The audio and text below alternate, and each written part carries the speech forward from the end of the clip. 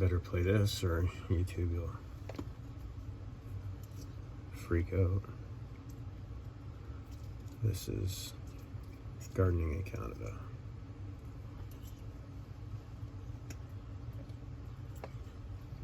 Right on the comment section, I have my adult fizzy boobala get me through this video. Hello plant people, how are you guys doing today? If you're new around here, my name's Ashley and I'm a soil scientist, and usually on my videos I'd like to take that science and apply it to gardens and plants. However, the number of requests I have gotten to do this video is insane. Emails, DMs, comments on YouTube videos begging me to talk about this topic, and normally I steer away from politics because, let's face it, both sides have extreme people that are absolute lunatics. Expecting A++ comment section, try to keep it PG. YouTube's gonna block the comment anyways if it's nasty enough, so just keep that in mind.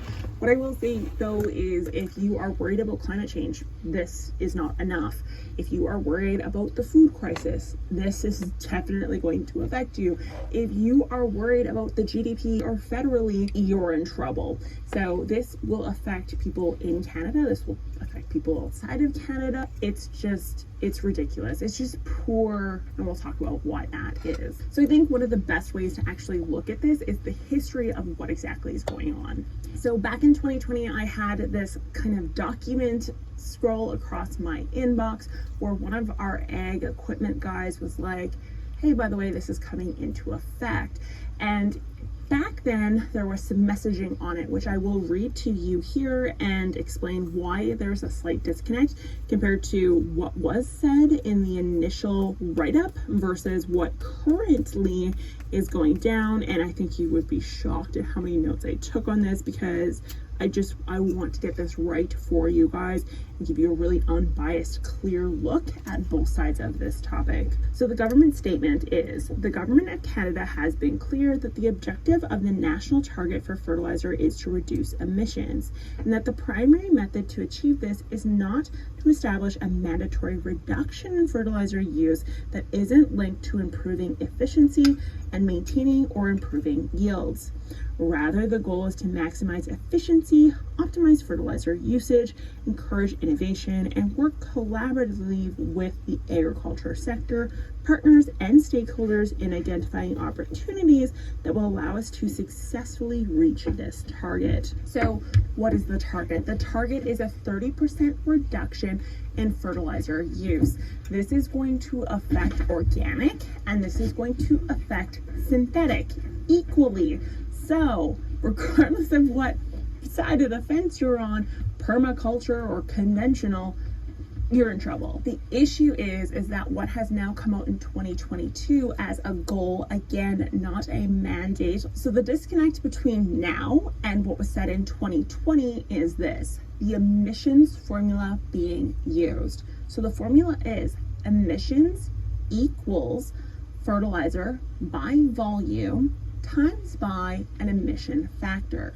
Now, the emission factor is not adjustable, and this is where the problem lies. Emissions lost through the soil, which is what we will talk about here in a little bit on the video, is caused by a number of different factors, which can consist of soil moisture, the future soil moisture that is going to be laying that year, the type of bulk density of your soil is, the texture of your soil, farming practices, whether you're tilling or not tilling, and a number of other factors, organic material, you name it, will all reduce or increase that emissions factor. The only adjustable portion of this equation is the fertilizer by volume, and this is what's upsetting farmers. So I think we should lay some ground rules here. Farmers are not necessarily these old men that are 60 to 70 years old. Farmers now look like me, young women and young families in many cases. Now, there are very large farms that this is not going to affect. But my family farm, for example, it can affect, because we're a ragtag crew of people that work full-time jobs and literally farm as a hobby just to help keep that family legacy going. And there is a number of farmers in Canada and the US that are kind of following this lifestyle. So why do farmers feel like they're being attacked? Well, the number one reason why they feel like they're being attacked is because they're being assumed to not have already been putting in the minimum amount of inputs. A farm is a business, so if you can reduce your costs, and one of the best ways to reduce costs, because it's not cheap, fertilizer is really not cheap when we're talking about doing thousands of acres every single year, potentially multiple times a year, it can get very expensive. So we're always trying to reduce that footprint. So I wrote down some ways and some farmers that I know personally that utilize these to help reduce the fertilizer input. So they typically will utilize a professional, an agronomist, a soil scientist, someone that works for their fertilizer company, or someone that has their own private company that deals in this field.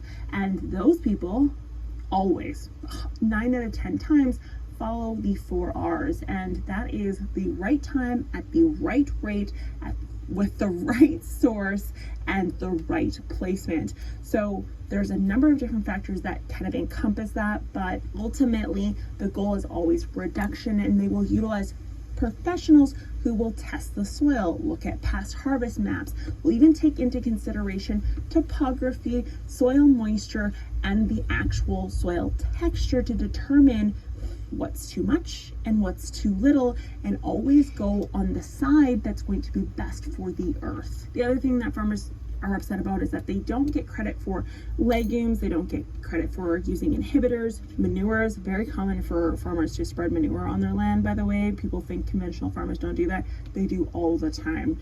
Humic acids are now being used. They do split applications, and they invest tens of thousands of dollars in sectional control, which, to anyone who doesn't know what that is, it's essentially the ability to take an 80-foot drill or a 60-foot drill, sometimes it can be 100 feet, and each section, there can be up to 8 sections, there can be as few as 3 sections. Each section can be controlled individually according to a prescribed application, meaning if the drill is going across the land and there's an area that is more heavy clay versus sandy soil, it will shut off the fertilizer to the clay areas and only apply it to the sand areas. It can even turn things off for soil moisture. Say it's going through a really damp spot, it will turn off the fertilizer and it will only apply in the dry areas. And it can even work with topography. So if you have, a hill and there's a certain area that the depression area, you don't want to apply fertilizer, you shut the drill off, or you shut off that section. So you can see how much time and effort they put into minimizing the fertilizer inputs just to begin with. You combine that with a drought year from last year with a really, really poor harvest pretty much across Canada, flooding in some parts of Manitoba this spring where they weren't actually able to get the crops in at all, and the now carbon tax that is ever increasing, that they get absolute zero carbon credits, despite the fact that an acre of wheat can sequester up to 5 tons or 10,000 pounds of carbon in an entire season, and wheat should be planted absolutely everywhere. Every ditch in the city should have wheat in it rather than freaking grass, but I digress. They're upset. So what's the bad guy here? It's actually one in specific that the government is after. Oh man, these commercials. Seriously? Style, selection, value. Click the link to learn more. Ashley Home Store. This is home. So nitrous oxide is actually a byproduct of microbial activity. So yes, those conventional farmers actually have microbes in their soil, and those microbes will release nitrous oxide. I will set another ground rule here. When I'm talking about inorganic versus organic, I am not speaking in terms of organic farming or inorganic farming.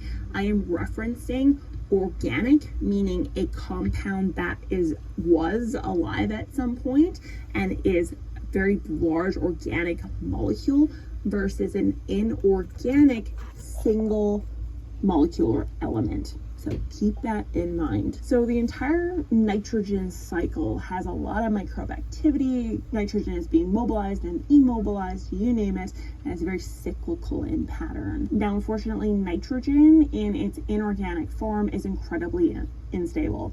And the reality is that nitrogen in its inorganic form is the form that plants like to take up.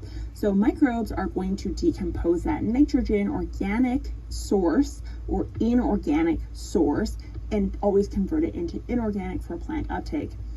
The problem becomes is that that same form of nitrogen can be leached into the ground, or it can be volatilized, gassed off into the air in the form of nitrous oxide or ammonium gas. Now, synthetic fertilizers do have more inorganic N up front when compared to organic if it doesn't have a slow release or some sort of coating on it, which we'll talk about here in a little bit. But regardless, that form of N is really readily available. So because of that, synthetic fertilizers do gas off more than that organic. The issue from an environmental standpoint, if you are at all interested in this from like an ecological perspective, is that if a farmer tries to cut corners and use a sow slurry from the goons, a pig barn, or if they try to use composted manure, what they will do is they will apply to the nitrogen level, which will leave an excess of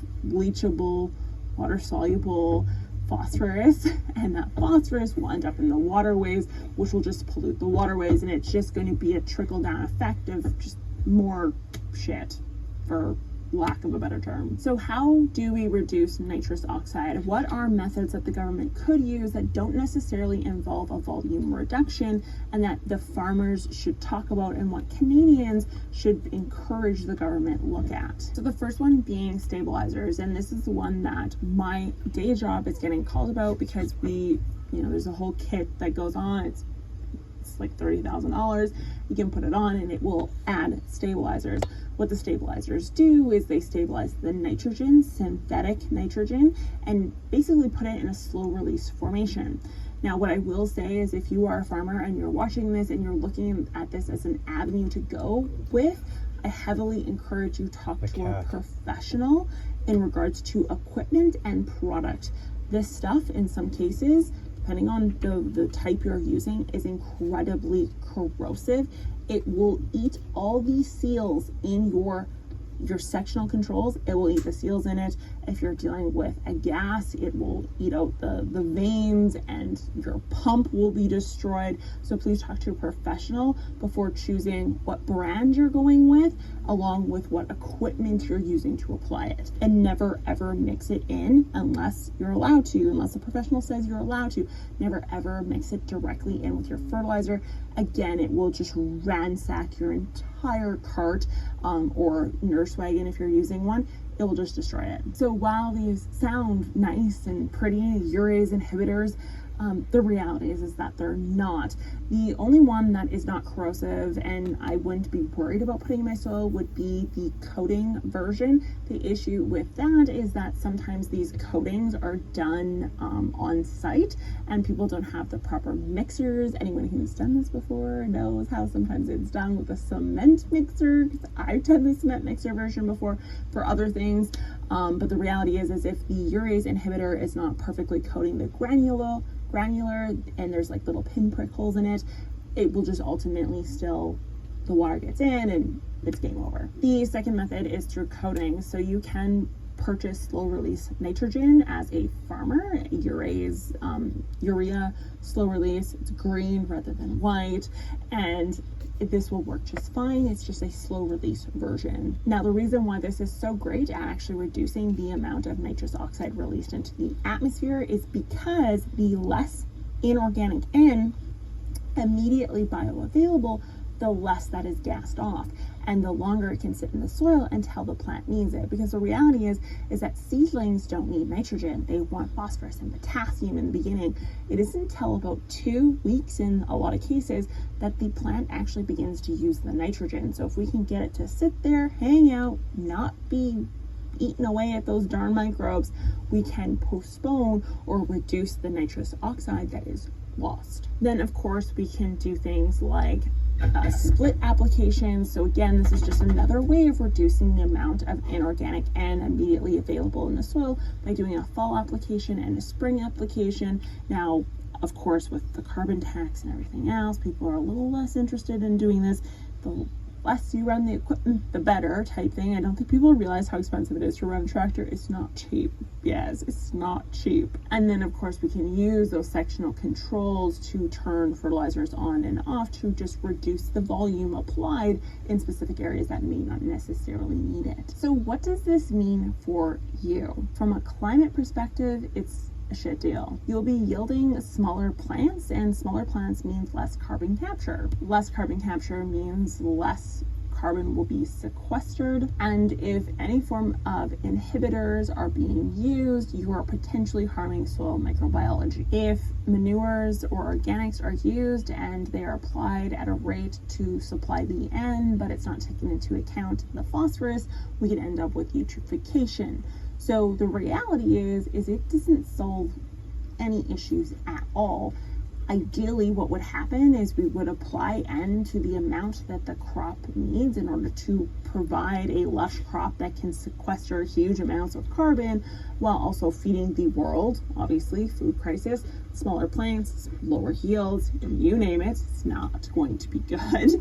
And we would take a really big focus on incentivizing farmers to upgrade their technology. So give them incentives to use an agronomist, give them incentives to upgrade the sectional control equipment to the latest and greatest, add more sections, for example, things of that nature. From a food security perspective, this is scary because the cash crop here is canola in Canada, in most of Canada, and because of that, if people need to make ends meet, they are going to seed the crop that makes them the most money, which will be canola. Now, canola can be used for oil, so you can buy canola oil for cooking. However, it's not obviously wheat and barley and oats and all these other crops that we eat on a daily basis. Now, the other problem is that there is a biofuel mandate in Canada where we want to add ethanol to fuel. Nothing wrong with that. It's completely okay to do. The problem is that it takes away from human grade consumption food, because if we have to add so much ethanol to our fuel, the ethanol has to come from somewhere, and the local source, or the source for the world in reality, is Canada. From a GDP economic perspective, it's really bad news. I actually wrote down some stats about this because I was even shocked. It's estimated, and this is a statement from Fertilizer Canada. It's estimated that a 30% absolute emissions reduction for a farmer with 1,000 acres of canola and 1,000 acres of wheat stands to have their profit reduced by approximately $38,000 to $40,000 annually. There are 153 million farmed acres in Canada, and so you can very quickly see how that's going to affect our economy. There's jobs in food processing, there's jobs in trucking, there's jobs in trains, there's so many jobs in moving high volumes of food around this country. And so if you think, oh, it's just going to affect those farmers, it's just going to affect those silly old farmers, it's not. It's going to be a trickle effect of absolute insanity that takes place. So, I don't know. If Trudeau, you're watching, which I know you're not, trying to get me kicked off YouTube. Anyways, that's a joke. That was like a reference to Bill C-11. But I just, seriously, if anyone's watching, the truth is that fertilizers being decreased is not going to help the climate if proper professionals and technology such as soil testing, etc. and so forth is being used. Now, I don't know many farmers that don't deal with a professional on some level. So I'm pretty sure that box is checked for the most part. I think there needs to be a big focus, and I think the government needs to really, really look at the technology side of it, really trying to hone in and make those inhibitors better than what they are, and fostering what they said they were going to foster in 2020. The idea of fostering tech and research and implementing new ways of farming to help with climate change and actually making this massive amount of land in Saskatchewan have the ability to work in taking some of the bad stuff out of our air should be the goal, not sacrificing food yields. There's so many ways to do this without punishing farmers. So there's, you can incentivize regenerative ag, you can incentivize, legume crop intercroppings. There's ways you could even go as far as, like, from a tech standpoint, anyone out there, if you're smart enough to be able to figure out how to basically separate different size grains through some sort of a sieve system on a large scale so that farmers can intercrop without the stress of potentially having to give it all to feed, intercrop legumes with wheat and canola, like do a 3 crop system all in the same field. I've seen it done. The issue becomes whether or not they can separate the seed, and if they can't separate the seed, it goes to feed. And so obviously, there's some hesitation there, but just really fixing that side of things, I think, would go a very, very long way for a enormous amount of people. So with that being said, I want to thank you guys so much for watching. Thanks for reaching out. I appreciate the fact that you guys respect me enough to even ask me this question, and I will talk to you guys next time. Bye. Yeah, I just wanted to share that.